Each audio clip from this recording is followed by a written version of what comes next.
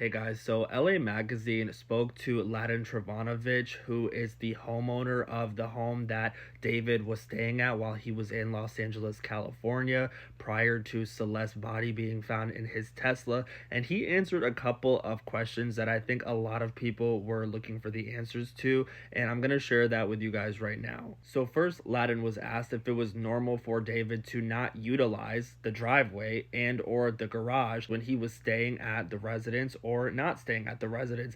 And Ladin basically said that he didn't know David's mannerisms or his habits when it comes to where he would park and stuff like that. But he said that he himself would often park on the street when he was checking the house out, when he needed to go to the house for maintenance, things of that nature. He said that it's very convenient for people to just park on the street and enter the property rather than parking on the property in the garage or in the driveway. I also feel like given how many vehicles we actually saw parked in front of David in the street where his Tesla was ultimately abandoned, it showcases that it's common for a lot of people in this area to park on the street. Is it normal and or convenient to park on the street a block or two away from where you're actually staying? I would say no, but I feel like the car was parked there for a reason because this street is known to have a lot of cars parked on the side of it.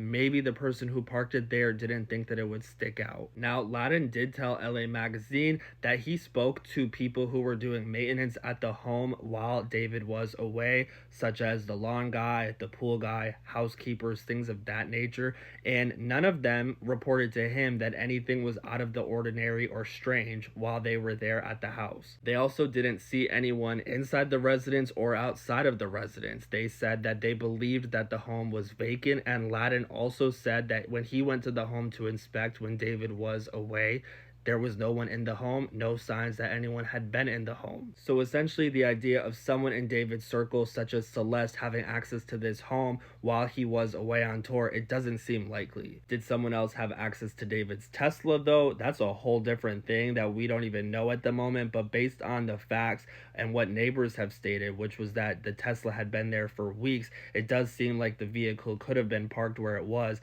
by David before he left for tour at the beginning of August. And we also have to think, if someone really stole his Tesla, why would they park it down the street from where he was staying? Usually when someone steals a vehicle, they drive it until they either crash, until they run out of gas, until they get to where they were trying to go.